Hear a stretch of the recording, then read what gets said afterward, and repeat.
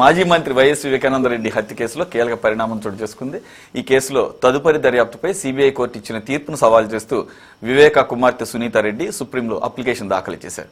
వివేక హత్య కేసులో పరిమితంగా పాక్షికంగా సిబిఐ దర్యాప్తునకు ట్రయల్ కోర్టు అనుమతించింది. దీంతో కోర్టు తీర్పును సవాల్ చేస్తూ సుప్రీంను సునీత ఆశ్రయించారు. గతంలో సుప్రీంకోర్టు ఇచ్చిన మార్గదర్శకాలకు అనుగుణంగా ట్రయల్ కోర్టు విచారణ జరపలేదని, తాము లేవనెత్తిన అంశాలకు విరుద్ధంగా పాక్షిక ఆదేశాలు మాత్రమే ఇచ్చారని ఆమె తెలిపారు. దీంతో తాజా అప్లికేషన్తో పాటు పాత పిటిషన్లను విచారించేందుకు ధర్మాసనం ఈ నెల 20కి కేసును వాయిదా వేసింది. బ్రీఫ్గా చర్చిద్దాం దీని మీద. అనేక సందర్భాల్లో ఈ వివేకానందరెడ్డి గారి కేసు గురించి చాలా సందర్భం మనం మాట్లాడుకున్నాము. సార్, రామారావు గారు, డైరెక్ట్ మీ దగ్గరికి వస్తాను. ఆవిడైతే పట్టు వాళ్ళ విక్రమార్కులాగా అంటారు కదా, అసలు యాక్చువల్గా దీన్ని ఇక్కడతో అయిపోతుందేమో, సరేలే అయినంత కాడికి అయినదేమో అని అనుకున్నాము. పాక్షికంగా అంటే జగన్మోహన్ రెడ్డి గారి అంశం దాకా వెళ్ళము అని కోర్టు ఇండైరెక్ట్గా చెప్పేసింది. బంధువులకి ఫోన్లు వెళ్ళటం అనేది సహజం కదా, దానికి ఆయన ఎందుకని లింకప్ చేయాలి అనేది కోర్టు అబ్జర్వ్ చేసింది. మరి సునీతారెడ్డి గారు ఉద్దేశం అదొకటే కాదు, ఇంకా చాలా అంశాలు ఉన్నాయి ప్రోబ్ చేయాల్సినవి, అవన్నీ మిస్ అయినాయి అని చెప్పేసి ఆవిడ వాదన. ఒక 2 అంశాలు మాత్రమే, వాటి మీద మాత్రమే దర్యాప్తు చేయండి అని చెప్పేసి ఇచ్చినటువంటి ట్రయల్ కోర్టు ఇచ్చిన దాని మీద ఈవిడ సుప్రీంకోర్టుకి వెళ్తున్నారు. మరి ఆవిడ మాత్రం వదిలేటట్టు ఏం కనపడటం లేదు. మరి నిజంగా గనక మీరు లేదంటే గనక కొంతమంది ఆరోపణలు చేసినట్లు ఆవిడ పాత్రే గనక ఉండి ఏదో చెప్పారు కదా, వాళ్ళ మీద కూడా కేసులు పెట్టారు కదా, అవి కూడా ఇప్పుడే విత్డ్రా అవుతున్నాయి, కొట్టేశారు. మరి ఉండుంటే అక్కడతో ఆగిపోతారు కదా. అయిపోకుండా ఆవిడ చివరి వరకు పూర్తి స్థాయి న్యాయం జరగాలి, పాక్షిక న్యాయం నాకు వద్దు అన్న రీతిలో ఉన్నది. ఏమంటారు?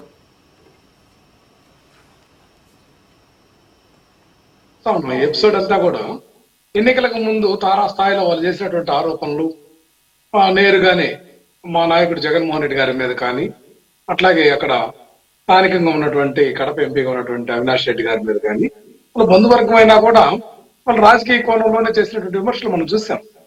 అక్కడ పోటీ చేసి వాళ్ళు ప్రచారము, ఇదంతా కూడా రాజకీయ కోణంలో వాళ్ళు వివేకానంద రెడ్డి గారి కేసుని మెల్ట్ చేసుకొని దాన్ని ఉపయోగించుకోవాలన్నటువంటి తాపత్రయం మనకు కనపడింది. ఇదే తాపత్రయం మరలా పులివెందుల జెడ్పీటీసీ ఉప ఎన్నికల సమయంలో కూడా ఆవిడ బయటకు వచ్చి రాద్ధాంతం చేశారు. మరలా ఇప్పుడు స్థానిక సంస్థల ఎపిసోడ్ వస్తుంది కదండి, దానికి మరలా కూడా లైన్ ప్రిపేర్ చేసుకుంటున్నట్టుగా కనిపిస్తుంది. కానీ ఎక్కడ రామారావు గారు అవకాశం కలిసి వస్తే రాజకీయంగా వాడుకుంటాం అంటే ఒక అంశం. అసలు రాజకీయంగా వాడుకుందామని స్టార్ట్ చేసింది ఎవరు? ఫస్ట్ ఆయన బట్టతరంగానే 2 రోజు పట్టాకత్త ఆయన చేతులు పెట్టి చంద్రబాబు నాయుడు పట్ట గారి చేతిలో పెట్టి మీ పత్రికలో రాసుకుంటే అది కాదా రాజకీయం చేయడం అంటే? సార్, అక్కడ ప్రభుత్వంలో ఉంది చంద్రబాబు నాయుడు గారి ప్రభుత్వం, గమనించాలి. ఆ రోజుకి ఇదే పట్ట కాదు, ఆయన ఉంటే ఆయన చేతిలో కాదు, ఎవరి హయాంలో అన్న మటర్ జరిగితే ఆ ముఖ్యమంత్రి చేతిలో పట్టగా కట్టి పెట్టేస్తారా? కాదు, ఇక్కడ ఆయన ఒక మాజీ ముఖ్యమంత్రి యొక్క సోదరుడు, ప్రతిపక్ష నాయకుడు యొక్క చిన్నాన, ప్రతిపక్షంగా ఉన్నటువంటి వాళ్ళకి వ్యతిరేకంగా ఉన్నటువంటి పక్షం కాబట్టి వాళ్ళకి సంబంధించినటువంటి మనుషులు. ఇప్పుడు రాజారెడ్డి గారి హత్య జరిగింది, మరి ఇప్పుడు ఎందుకు మాట్లాడలే చూసాం మనము. ఎవరు చేశారండి? మరి కాదు, అసలు ఆ తర్వాత మళ్ళీ సునీతారెడ్డి గారు లేకపోతే ఆవిడ భర్త ఇన్వాల్వ్ అయ్యారు. మరి అటు ఎందుకు వెళ్ళిపోయారు? మరి చంద్రబాబు నాయుడు గారిని ఎందుకు వదిలేశారు? ఇక్కడ ఒకటండి, ఇక్కడ మరి అది కదా మీరు అన్నదే చెప్తున్నా. మీరు అన్న పాయింట్ లో అది రాజకీయం అంటే, అది కదా రాజకీయం అంటే. కాదండి, ఇక్కడ సిబిఐ అనేది ఇప్పుడు షర్మిల గారు ఏ పార్టీ? కాంగ్రెస్ పార్టీ అధ్యక్షురాలు. సునీతారెడ్డి గారు ఏ పార్టీ? పార్టీకి సంబంధం లేనటువంటి వ్యక్తి. వాళ్ళు ఆరోపణలు చేస్తే అది రాజకీయంగా ఈయనకు ఉపయోగపడింది. కానీ మీరు డైరెక్ట్ పట్టాగెత్తి తీసుకెళ్తే ఆయన చేతిలో పెట్టారు కదా, అది కదా రాజకీయం అంటే. ఈ ఎపిసోడ్ లో సునీత గారి షర్మిల ఎపిసోడ్ లో మొత్తం చంద్రబాబు నాయుడు గారి డైరెక్షన్ కనిపిస్తుంది కదా పరోక్షంగా మనకు. క్లియర్ కట్ అండి, కరెక్ట్ కదా. ఉన్నాయి, ఆధారాలు ఉన్నాయి సార్ సురేష్ గారు. ఇక్కడ వాళ్ళు చంద్రబాబు నాయుడు గారి డైరెక్షన్ నడుస్తున్నారు. కూటమి ప్రభుత్వం కదా, పైన కింద వాళ్ళదే కదా ప్రభుత్వం. మరి సునీతకే ఏదైతే వైఎస్ వివేక మర్డర్ కేసుని మేము నిగ్గు తెలుస్తా ఉన్నటువంటి చంద్రబాబు నాయుడు గారి నోరు మీద పెట్టలేదేంటి? దాన్ని సాగదీసి రాజకీయంగా వాడుకోవాలనేటువంటి తాపత్రయం తప్ప ఈ వ్యవహారాలు క్లియర్ చేసేటువంటి విధానం లేదు. మరి తీసుకోమనండి.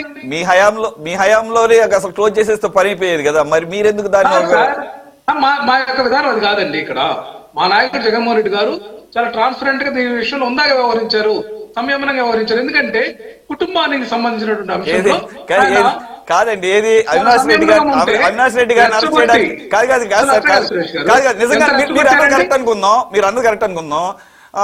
చట్టం తన పని తాను చేసుకుపోతుంది, మనం హుందాగా ఉండాలి అని అనుకున్నప్పుడు సిబిఐ వచ్చి అవినాష్ రెడ్డి గారిని ఆయన నిందితుడిగా ఉన్నాడని చెప్పి అరెస్ట్ చేయడానికి వస్తే మరి 3 రోజుల పాటు ప్రభుత్వం తరఫున మొత్తం శ్రేణులన్నీ మోహరించారు కదా, మరి అది దాన్ని ఏమంటారు, అది ట్రాన్స్పరెన్సీ అది సార్. ఇక్కడ ఎవరైనా సరే ఒక అంశం, ఎవరైనా సరే నిందితుడైనా నిందితుడు కాకపోయినా ఈ యొక్క దర్యాప్తు సంస్థలు వచ్చినప్పుడు దాన్ని హైకోర్టుకు పోయి బెయిల్ వేసుకోవాలా, సుప్రీంకోర్టుకు పోయి బెయిల్ వేసుకోవాలా, లేకపోతే లోకల్ కోర్టులో బెయిల్ వేసుకోవాలని ఆలోచన చేసే దాంట్లో కొంత నిస్తేజం ఉండేటువంటి మాట వాస్తవం. మనం చూస్తున్నాం కదా, స్టే ఎందుకు తీసుకుంటున్నారు. రాజకీయ నాయకులు స్టే తెచ్చుకోకుండా వాళ్ళ నిజాయితీ నిరూపించుకునే పరిస్థితి ఉందండి. అదే పరిస్థితి ప్రతి ఒక్కరికి కూడా అన్వయించుకోవాలి. మనం నేనేమంటున్నానంటే ప్రతి ఒక్కరికి కూడా వాళ్ళ యొక్క వ్యక్తిగతమైనటువంటి ఆ యొక్క ఆలోచన విధానంతో న్యాయస్థానాలను సంప్రదించేటువంటి క్రమంలో ఎన్ని జరుగుతూ ఉంటాయి. ఇప్పుడు ఆరోపణలు వచ్చినటువంటి వాళ్ళందరూ కూడా నేరుగా వెళ్ళొచ్చు కదా, బెయిల్ వేసుకోకుండా ఉంటే కోర్టు నిజాలు తేల్చింది దాకా ఉండట్లేదు కదండి. ఇది మనకి ఏదైతే మనకి ఫండమెంటల్ రైట్స్, ఏదైతే మనకి కాన్స్టిట్యూషన్ యాక్ట్ కల్పించినటువంటి ఫండమెంటల్ రైట్స్ ప్రతి ఒక్కరు ఉపయోగించుకునే ప్రయత్నం చేస్తారు, దాన్ని మనమేం కాదనలేము. కానీ ఇక్కడ ఎపిసోడ్ ఏంటంటే చంద్రబాబు నాయుడు గారు ఇన్వాల్వ్ అయి చెప్పాడు, హూకెళ్ళు బాబాయ్ అని పెద్ద స్లోగన్ ఇచ్చినటువంటి వ్యక్తి ఈ రోజు ఎందుకు రిగ్గు తేల్చలేకపోతున్నాడు. ఎన్డీఏ ప్రభుత్వం ఎక్కడుంది, పైన ఉంది. అంటే దీన్ని సాగదీసి ఆయన ప్రతి ఎన్నికకు ఉపయోగించుకునే దానికి ఇది ఒక ఎపిసోడ్ నడుపుతున్నారు. రైట్, సో అయితే ఇప్పుడు కూడా దీన్ని పూర్తి స్థాయిలో కంటిన్యూ చేయాల్సిందని చెప్పేసి ఇప్పుడు కూడా సునీత గారిని సుప్రీంకోర్టుకు పంపింది చంద్రబాబు నాయుడు గారు అంటారు. ఓకే, మీ స్టాండ్ మీకుంటే ఖచ్చితంగా చంద్రబాబు నాయుడు గారి డైరెక్షన్ అయితే ఉందండి. ఓకే రైట్ అయితే ఓకే సార్. లక్ష్మణ్ గారు సార్ బ్రీఫ్ గానే మాట్లాడుకుందాం, 2-3 minutes. ఇక్కడ సునీత గారు ఆమె టార్గెట్ వీరు, ఆమె టార్గెట్ రీచ్ కాలేకున్నది. కోర్టులు కూడా సుప్రీం కోర్టు చెప్పి ఉండొచ్చాము కానీ కింద కోర్టు విచారణ చేస్తుంది అని చెప్పి, కింద కోర్టు ఏం చెప్పింది, ఆ ఫోన్లు పోయాయి తెల్లవారుజామునే, వాటిని విశ్వాసంలో తీసుకున్నప్పుడు ఏమైపోతుంది, ఏవో ఇద్దరి మీద మాత్రం విచారణకు ఆదేశించారు. ఆ ఇద్దరి మీద ఏం జరుగుతుందో తెలియదు, ఇంకా బయట పెట్టేవాడు. అసలు నాయకుడి మీద అసలు నేను కూడా కొంచెము వాళ్ళ కుటుంబం మీద నాలెడ్జ్ ఉన్నవాడిగా చెప్పుకున్నా. రక్త సంబంధం ఒకటి, కొంత చిన్న అన్న ఒకటి, అతను సమాజంలో పలుకుబడినటువంటి వ్యక్తి, పేదలందరికీ సేవ చేసినటువంటి వ్యక్తిని జగన్మోహన్ రెడ్డి గారు చంపమని చెప్తారండి. ఎంత ఫూలిష్నెస్ గా ఆలోచిస్తున్నా నాకైతే అర్థం కాలేదు. ఇప్పుడు అతను అంత దుర్మార్గుడేం కాదు, అతను దుందుడుకు చర్యలు అతని దగ్గర ఉన్నాయి. తండ్రి గారు ఏం చేశారు, రాజశేఖర్ గారు, అరే ఇక్కడ ఉంటే ఈ దుందుకు పని, ఒక చిన్న దుందుకు పని చేశాడు. ఆ వార్త రాసింది కూడా నేనే. దానివల్ల రాజశేఖర్ ఏం చేశాడు, ఇక్కడ ఉంటే చదువుకుంటూ ఇవన్నీ చనిపోయి ఊరికి వస్తే ఇట్లాంటి పనులు చేస్తాడేమో అని చదువైన బెంగళూరులో పెట్టి, అరే నువ్వు వ్యాపారాలు చేసుకోపో అన్నాడు. రాజకీయాలకి రానిలే అతను. ఈవెన్ సర్పంచ్ గా కూడా అతను పెట్టలే. వాళ్ళ నాయన సర్పంచ్ వాళ్ళ అమ్మాయిలందరూ ఆయన కాలే. వివేకానంద రెడ్డి కూడా అనేక పదవులు వచ్చాయి. అలాంటి పరిస్థితుల్లో అతను అక్కడ పోయి వ్యాపారం చేసుకుంటుండేవాడు. అతనికి ఏం దుర్బుద్ధి పుట్టిందో, ఏం ఆశ కలిగిందో మరి. ఒకవేళ తలరాత ఏదో అంటాం కదా, ఆయన కూడా ముఖ్యమంత్రి కావాలని రాసి పెట్టిందేమో తెలియదు, కానీ రాజకీయాలకు వచ్చాడు. ఫ్యాక్షన్ రాజకీయాలు ఎప్పుడు లేడు అతను, ఫ్యాక్షన్స్ లో ఇన్వాల్వ్ ఎప్పుడు కాలేదు అతను, ఏ రోజు కూడా కాలేదు. అలాంటిది అతని మీదనే ఎందుకు వీళ్ళకి ఈ కుటుంబానికి అనుమానాలు వచ్చాయో నాకైతే అర్థం కాలేదు. ఇప్పటి వరకు అర్థం కాలేదు వీరు ఎందుకు అనుమానాలు వచ్చాయి అని. ఉండొచ్చు, ఇప్పుడు టెలిఫోన్ చేసి చెప్పకుండా బంధువులు చనిపోతే తెల్లవారుజామున అర్ధరాత్రి అయినా ఫోన్ చేసి చెప్తారు. ఇక్కడ ఆదేశాలు ఎక్కడి నుంచి వచ్చాయి, ఏమొచ్చాయి, ఏంటి అసలు కారణం ఏంటి చెప్పండి. ఇప్పుడు వివేకానంద రెడ్డి టికెట్ అడిగాడు, ఏదో ఏజ్ అయిపోతుంది, చివరిసారి నేను ఏదో పోటీ చేస్తా కడప పార్లమెంట్ కి అడిగిన మాట నిజము. ఎవరు, జగన్మోహన్ రెడ్డి గారిని చూద్దాం లేచిన అని చెప్పింది నిజము. అంటే వాళ్ళ బంధువులు చెప్పింది దాన్ని బట్టి నేను చెప్తున్నా అన్నప్పుడు ఆ విషయం వాళ్ళకి తెలిసింది. ఎవరు, అవినాష్ రెడ్డి వాళ్ళ కుటుంబానికి తెలిసింది. తెలిసిన తర్వాత వాళ్ళు మళ్ళీ జగన్మోహన్ రెడ్డి దగ్గరికి వచ్చి హైదరాబాద్కి వచ్చి ఏదో గట్టిగా వాదించి ఎలా ఇస్తావు, ఇవ్వడానికి వీల్లేదని చెప్పారని ఒక సమాచారం అప్పట్లో వచ్చింది. ఇప్పుడు ఇవన్నీ ఇప్పుడు కాదు, అప్పట్లోనే వచ్చినట్టువి ఇవన్నీ వచ్చిన తర్వాత ఈ ఈ సంఘటన జరిగింది. దాని తర్వాత ఆయన అసలు ఆ ముందు రోజు, ఆ రోజు చనిపోయిన రోజు కూడా ఎన్నికల ప్రచారానికి దమ్మలమూడుకి వెళ్ళాడు. వైఎస్ఆర్సీపీకి సపోర్ట్ చేయడానికి వెళ్ళాడు. ఎవరి కోసం వెళ్ళాడు? పార్టీ కోసమే వెళ్ళాడు. ఇక్కడ టార్గెట్ ఎవరు ఇప్పుడు కుటుంబంలో అనుమానాలు రావచ్చు, నేనే కాదని చెప్పడం లేదు. ఎందుకంటే వాళ్ళ కుటుంబ విషయాలు అనేకం ఉంటాయి, ఇంకా అన్ని బయటికి రావు కదా. అనుమానం ఎవరి మీద ఉందో తెలియటం లేదు. మరి అనుమానాలు నివృత్తి చేయాలంటే ఎవరు చేయగలుగుతారు? ఆధారం దొరకాలి కదా. ఎంత సిబిఐకైనా కూడా ఎక్కడో చోట చిన్న ఆధారం దొరకాలి కదా, చెప్పడానికి ఇదిగో పలానా ఆయన పాత్ర ఉంది, ఆయన ఆదేశిస్తే పనిచేశాడని. అనేక కేసుల్లో నాయకులు ఆదేశించినా కూడా ఆధారాలు దొరకనప్పుడు కొట్టేసిన కేసులు ఉన్నాయి. అలాగే కావాలని తప్పుడు కేసులు పెట్టి నన్ను ఉప్పల్ లక్ష్మణ్ చంపమంటే నేను చంపినాను వాంతో చెప్పిస్తే ఉప్పల్ లక్ష్మణ్కు శిక్ష పడిన సందర్భాలు ఉన్నాయి. ఏమో అమాయకుడు సంబంధం లేకపోయినా ఇవి ఈ హత్యలలో రకరకాల వ్యవహారాలు నడుస్తాయి, ఎవరు కాదండి. నేనైతే ఇప్పటికి కూడా నాకైతే విశ్వాసం అయితే లేదు. ఎందుకంటే జగన్మోహన్ రెడ్డి గారు అలాంటి ఆలోచన చేసి ఉంటారు అని నేనైతే అనుకోవటం లేదు. సార్ విజయకిరణ్ గారు, ఓకే, జగన్మోహన్ రెడ్డి గారు పక్కన పెడదాం, కానీ సిబిఐనే సాక్షాత్తు తేల్చింది అవినాష్ రెడ్డి గారి హస్తం ఉందని A8గా పెట్టింది. అవినాష్ రెడ్డి గారు ఎంపీగా ఉన్నాడు వైసీపీలో.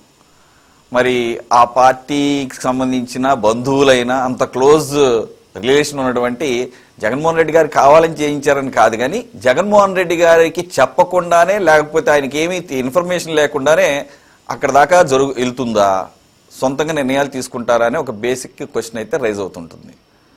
సరే, ఓవరాల్గా ఇప్పుడు సునీత గారు అది మరి అందు గురించి అనుకుంటే ఆవిడ వదిలిపెట్టడం లేదు అసలు దీని అంతు తేల్చేవరకు అన్నట్టుగా. కానీ మీ సోదరుడు ఆయన వైసీపీ అయిన రామారావు గారేమో మీరే దగ్గరుండి పిటిషన్లు వేపిస్తున్నారు అంటున్నారు. సో 29 వరకు లాగాలి, సాగదీయాలనేది మీ ఆలోచన? సార్, ఇంతకంటే దౌర్భాగ్యం, దుర్మార్గం, అన్యాయం, కర్కశత్వం ఏమీ ఉండవండి.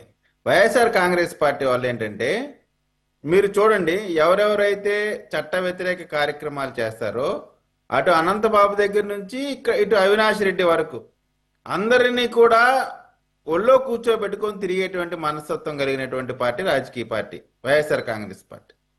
నేను రామారావు గారు జనరల్గా కొంత మృదు స్వభావి, వాస్తవానికి దగ్గరగా పోతాడని కొంచెం ఒక ఆలోచన ఉండేది. కానీ ఆయన కూడా సునీత గారు రాద్ధాంతం చేస్తున్నారంట.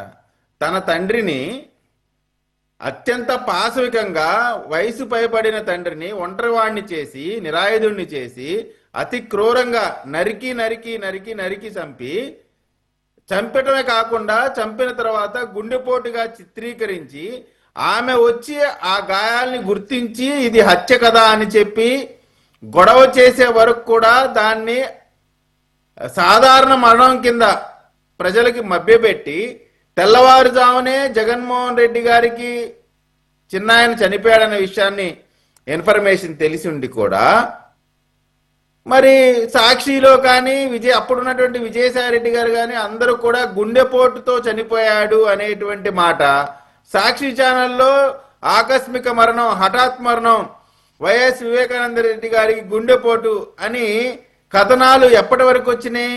ఎప్పుడైతే సునీత గారు వచ్చి ఆయనకున్నటువంటి దెబ్బలు అవన్నీ కూడా చూసి ఈ విధమైనటువంటి పరిస్థితిలో నా తండ్రిది సాధారణ మరణం కాదు, ఇది ముమ్మాటికి హత్య అని ఆమె గలం విప్పినంత వరకు కూడా దీన్ని ఒక సాధారణ గుండెపోటుగా చిత్రీకరించి దాన్ని మసిపూసి మారేడుకాయ చేద్దామనేటువంటి ప్రయత్నం చేసిన వాళ్ళు చంద్రబాబు నాయుడు గారా, వైఎస్ఆర్ కాంగ్రెస్ పార్టీ ఎంపీ జగన్మోహన్ రెడ్డి గారి తమ్ముడైనటువంటి అవినాష్ రెడ్డి గారు, వారి కుటుంబ సభ్యులు ఎవరో చెప్పండి? సిగ్గుండాల చంద్రబాబు నాయుడు గారిని ఈ కేసు విషయంలో ముందుకు తీసుకొచ్చి లాగటం. సొంత చిన్నాన్న చనిపోతే 5 సంవత్సరాలు ముఖ్యమంత్రిగా ఉండి ఏమాత్రం కూడా చలనం లేకుండా, పైగా ఆ కేసు దర్యాప్తును అడ్డుకొని దర్యాప్తు అధికారులపైన దాడులు చేసి కేసులు పెట్టించి అరెస్ట్ కావాల్సినటువంటి అవినాష్ రెడ్డి గారిని అరెస్ట్ కాకుండా అడ్డుపడి ఇన్ని చేసి మొత్తం తిప్పి ఇప్పుడు ఏమంటున్నారు? చంద్రబాబు నాయుడు గారు అనుకున్నారు. ఎవరు వెనుకున్నారు? ఎందుకున్నారు చెప్పండి? నేరస్తులు వెనుకున్నారా?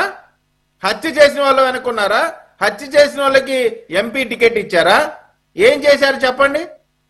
కాబట్టి ఊరికే ఏదో నేను చెప్తానండి, వాళ్ళ సోదరుడు కూడా సునీత గారి వేదన్ని, తన తండ్రిని నరికినటువంటి బాధలో ఆమె ఉన్నటువంటి ఇంకా దారుణం ఏంటంటే కొన్ని రోజులు సాక్షిలో గంటల పాటు వైఎస్ వివేకానంద రెడ్డి గారి క్యారెక్టర్ అసాసినేట్ చేశారండి. ఆయన్ని రకరకాలైనటువంటి స్టోరీలు వేశారు. కొంతకాలం ఏం చేశారు? ఆయన అల్లుడు చంపాడని చెప్పేశారు. వీళ్ళు దీంట్లో ఎవరెవరు పాత్ర ఉందని చెప్పి క్వశ్చన్ మార్క్ వేసి సునీత గారి మొహం పెట్టి అక్కడ బ్లర్ చేశారు. ఇంత నీచాటువంటి కార్యక్రమాలు చేసి తీరా చూసి ఇప్పుడు చంద్రబాబు నాయుడు గారు వెనుకున్నారంట. కనీసం మానవత్వం, మనం అన్నం తింటున్నాం, ఏమన్నా మాట్లాడేటప్పుడు జనాలు ఏమన్నా నవ్వుకుంటారు లేదా వీళ్ళు కామెడీ చేస్తారన్న ఆలోచన కూడా లేకుండా చంద్రబాబు నాయుడు గారికి ఆపాదిస్తారేంటండి? కాబట్టి ఈ వైఎస్ వివేకానంద రెడ్డి గారి కేసు ఎట్టి పరిస్థితుల్లో ఆ పాపంలో బాగా సార్, ఒక్కటి పులివెందుల్లో రాజశేఖర రెడ్డి గారి తమ్ముణ్ణి, జగన్మోహన్ రెడ్డి గారి చిన్నానని చంపే ధైర్యం చేసేవాడు ఎవడున్నాడు చెప్పండి? ఇంట్లోకి వెళ్ళి చంపినా కానీ ఎక్కడా కూడా పిచ్చుకు లెగవలేదంటే దాని వెనక ఎవరున్నట్టండి? సహజంగా అటువంటి పరిస్థితి జరిగితే జిల్లా మొత్తం ఎటువంటి పరిస్థితి ఉంటుంది చెప్పండి? దీంట్లో ఎవరి పాత్ర లేదని అంటానికి మనం నమ్మగలుగుతామా? కాబట్టి నేను మరొకసారి చెప్తానండి, వాళ్ళ సునీత గారు చేస్తున్నటువంటి ఈ న్యాయ పోరాటానికి చంద్రబాబు నాయుడు గారు మాత్రమే కాదు, ఆంధ్రప్రదేశ్ లో భారత భూభాగంలో అన్నం తినే ప్రతి ఒక్కడు కూడా ఆమె చేసినటువంటి కార్యక్రమానికి అండగా నిలబడాల్సినటువంటి నైతిక బాధ్యత ఉంది. ఆమెను వెన్ను తట్టి ప్రోత్సహించాల్సినటువంటి అవసరం ఉంది. తన తండ్రిని చంపితే ఇంట్లో కూర్చోవాలా? మీరు బెదిరిస్తే బెదిరిపోవాలా? ఏం మాట్లాడుతున్నారండి? కాబట్టి మీరు ఇప్పటికైనా సరే మీ పద్ధతి మార్చుకోండి. మీరు చేసినటువంటి రక్తపాతానికి చంద్రబాబు గారికి ఆ రక్తాన్ని అంటిద్దామంటే అది అయ్యే పనే కాదనేటువంటి మాట చెప్తూ సునీత గారికి మరొకసారి నా హృదయపూర్వకమైనటువంటి ధన్యవాదాలు. ఆమెకు అదే విధంగా పూర్తిగా ఆమెకు అండగా నిలబడతామనేటువంటి మాట కూడా మరొకసారి మన ఛానల్ సాక్షిగా చెప్తా ఉన్నానండి. ఓకే, మీరు అండగా నిలబడతామంటే అది వేరే రకంగా అర్థం వచ్చి ఇప్పుడు రామారావు గారు చెప్పిన దానికి దగ్గరగా పోయే అవకాశం ఉంటుంది. మీరు చెప్పిన ఏంటండి, ఒక బాధితురాలండి ఆమె బాధితురాలు, మీరు చెప్పిన కాంటెక్స్ట్ కరెక్టే. Right, okay. గఫూర్ గారు ప్లీజ్ కంక్లూడ్. సార్, ఒకటి, ఆవిడ ఇప్పుడు కూడా సుప్రీంకోర్టు దాకా మళ్ళా పోతున్నారంటే దీని వెనక పెద్ద కుట్ర కోణం ఉంది. కుట్రను ఛేదించడం, ఇక్కడ ఎవరు చంపారు అనేది వాళ్ళు ఆల్రెడీ ఎస్టాబ్లిష్డ్, అది దస్తగిరి వీళ్ళందరూ ఒప్పుకున్నారు, అది ఓకే.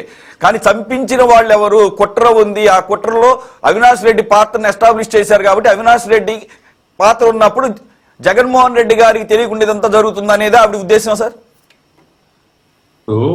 సురేష్ గారు, మనం ఇక్కడ అర్థం చేసుకోవాల్సిన ఏదో మామూలు రాజకీయ పరమైనటువంటి వాద వివాదాలు, కాంటాక్ట్ సంబంధించిన వాద వివాదం అయితే మనం ఏదైనా చెప్పొచ్చు. కానీ తండ్రిని ఘోరంగా హత్య చేసిన తర్వాత ఆ అమ్మాయి నాకు న్యాయం జరగాల, మా తండ్రిని ఎవరు చంపారో బయటికి రావాలని చెప్పడంలో తప్పేముందండి?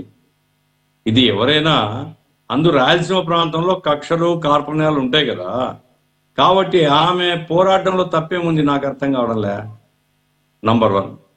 నంబర్ 2, ఇప్పుడు సుప్రీంకోర్టు ట్రయల్ కోర్టుకు చెప్పింది. దీంట్లో ఈ న్యాయ వ్యవస్థ కూడా చాలా చిత్రమైన న్యాయ వ్యవస్థను చూస్తున్నాం మనం. అరే, విచారణ జరిపి ఒక 3 నెలల లోపల మాకు రిపోర్ట్ ఇవ్వండి అయ్యా అంటే అయిపోయా. ఈ విచారణ చేయొచ్చు, ఈ విచారణ చేయకూడదు అనేటువంటి ఆంక్షలు ఎందుకు పెడుతున్నారు నాకు అర్థం కావడం. ఇప్పుడు అజయ్ కళ్యాణ్ ఏం చెప్పాడు? 5:30కే మేమంతా ఉన్నాం అక్కడ, మా దగ్గరకు వచ్చేసి చిన్నాన నోమోర్ అని చెప్పినాడు. అంటే అప్పుడు ఫోన్ వచ్చింది అనే కదా తెలిసేది. కానీ మొత్తం ప్రపంచానికి, భౌతిక ప్రపంచానికి తెలిసింది 5:30 తర్వాతనే, 6 గంటలకు ఏదో అప్పుడు ఫస్ట్ తెలిసింది. అంటే అంతకుముందే ఫోన్ వచ్చింది, అంతకుముందే కన్ఫర్మ్డ్ గా చంపేసినారు లేదా చచ్చిపోయినాడు అనేటువంటి ఇన్ఫర్మేషన్. ఇది కూడా ఒకసారి విచారణ జరపాలి కదా, ఒకసారి అడిగి ఎన్ని గంటలకు వచ్చింది, ఏమిటి, ఎవరు ఫోన్ చేసినారు, ఏమిటి. సిబిఐ సార్, నేను ఇక్కడ సురేష్ గారు చెప్తున్నాను, ఈ మొత్తం డ్రామాలో సిబిఐ యొక్క పాత్ర చాలా ముఖ్యమైనదండి. సిబిఐ వెనకాల ఉండేటువంటి భారతీయ జనతా పార్టీ 2 వైపులా నాటకాలు ఆడుతుంది.